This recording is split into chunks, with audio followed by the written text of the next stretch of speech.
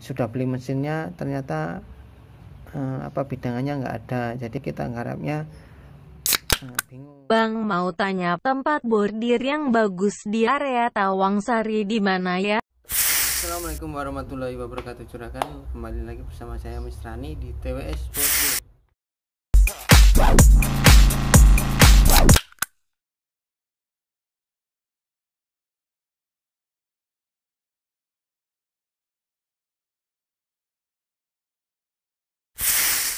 Ada yang peduli kau sakit hati, berhenti atur nafas sendiri. Oke, lanjut untuk berikutnya yang keenam.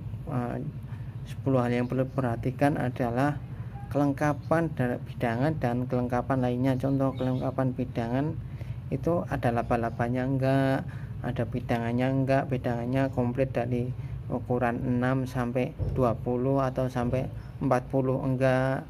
Kan ada bidangannya itu ukurannya dari berapa? 6, 8, 10, 15, terus 19, terus 20, terus 25, ibaratnya kan beda-beda ukurannya dari mesinnya itu sendiri ya. Tanya kelengkapannya itu komplit enggak, terus penggulung spoolnya,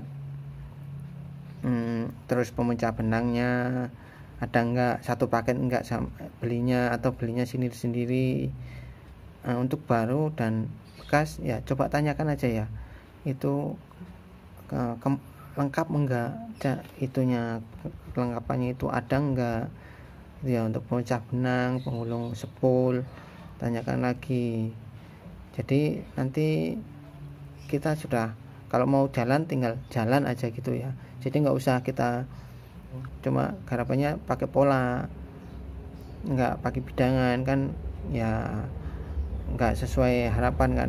Biasanya kita harapannya lebih enak tapi ternyata cuma adanya bisanya pakai kain keras yang dipola gitu kan ibaratnya.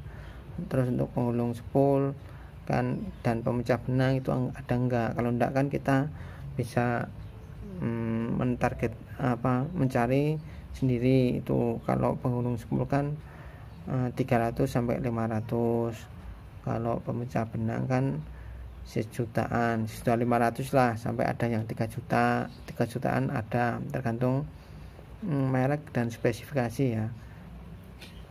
Sekarang banyak kok sudah dijual online itu pemecah benang itu. Jadi kenapa pemecah benang itu penting?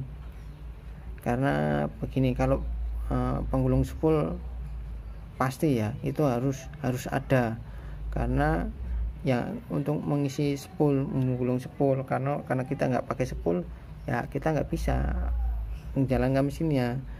Jadi tiap hari pasti kita menggulung spool untuk mengisi spool itu biar kita bisa jalankan mesin bordirnya itu ya. Nah, kenapa pemecah benang ini penting? Sebenarnya kalau nggak pakai pemecah benang kan memang bisa, tapi kenapa penting? Karena kalau kita nggak pakai pemecah benang, kita belanja benangnya akan lebih mahal. Bukan lebih mahal sih, akan lebih banyak. Ibaratnya kita butuhnya 4 warna 4 pieces benang, itu bisa kita pecah sampai 12 dengan pemecah benang.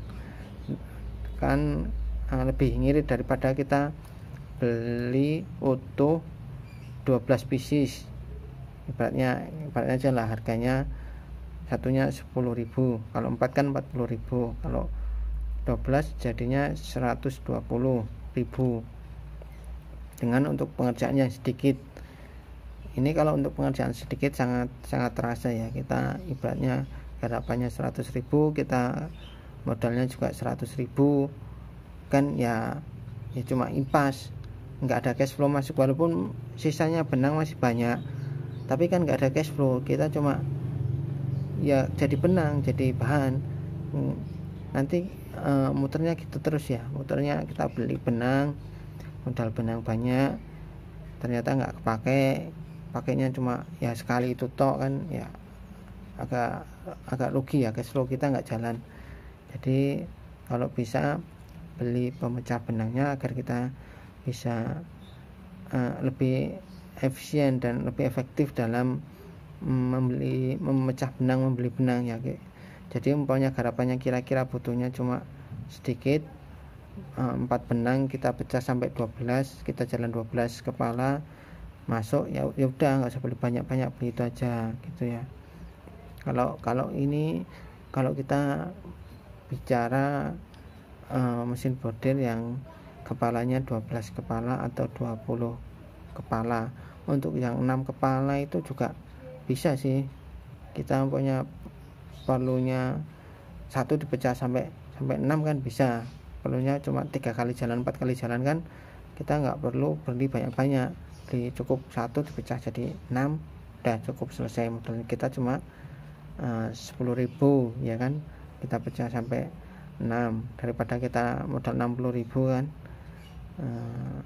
Kan ya itu tadi, cash flow kita nggak jalan. Terus lanjut ke listrik yang digunakan, apakah listrik itu sudah 3 fase atau 3 fase atau 1 fase ya. Jadi kalau biasanya listrik itu, kalau standarnya kan mesin bordir ini standar pabrik, jadi pakai yang lebih tinggi.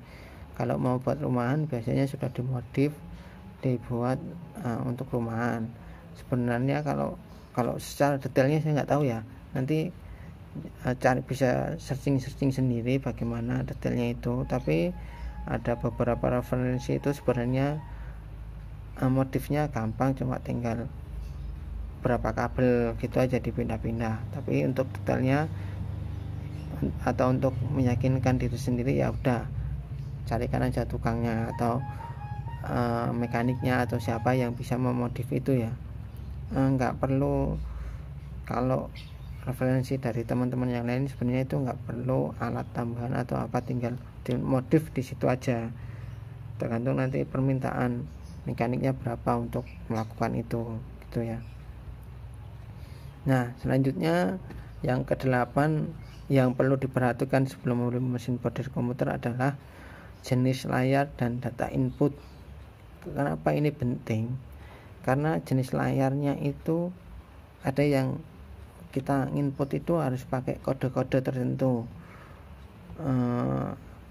Kode-kodenya ya cuma beda-beda, mesin baru dan aja ada yang mesin lama itu ada yang cuma tombol-tombol gitu, cuma layarnya sedikit, cuma layar digital kayak layar kalkulator itu kan pakai kode-kode tersendiri, kita harus hafalkan atau kita cari informasi dulu, kita tulis, nah kita baru hafalkan. Kalau kita nggak tahu ya nggak bisa. Terus mesin Cina itu ada kode-kode sendiri, kode nambah speed, kode apa, kode kita menurunkan jarum, kode kita mengepaskan menurunkan jarum terus untuk mengepaskan, kode agar otomatis, kode apa, kan banyak kode-kodenya ya. Jadi lebih rekomendasi layarnya ya yang sudah full lah, ada penjelasannya lebih detail gitulah, daripada kita nanti harus kode yang ribet-ribet. Umpamanya kita mau menerangkan ke karyawan kan juga bingung gitu ya, lebih bingung. Jadi rekomendasinya cari yang gampang dibaca lah, kita ngerti, gampang dijelaskan. Nah untuk data inputnya itu kita pilih yang apa, atau yang bekas maupun yang baru ya. Data inputnya itu sudah flash disk atau masih masih disket atau masih pakai apa gitu ya. Jadi rekomendasinya dari saya ya sudah flash disk aja ya, lebih enak ya. Walaupun kalau Cina itu flash disknya minta flash disk khusus juga, yang apa gitu, ada spesifikasinya tersendiri ya. Makanya cari referensi yang lebih banyak lagi, disketnya mau disket yang apa atau flash disk yang apa, input datanya bagaimana. Semoga nanti dapatnya yang enak ya. Walaupun yang baru-baru insya Allah itu sudah flash disk semua yang baru ya. Yang lama mau cari yang second kan nggak semuanya pakai flash disk, ada yang pakai disket, jadi nanti harus modif lagi. Oke, next kita lanjut di video berikutnya.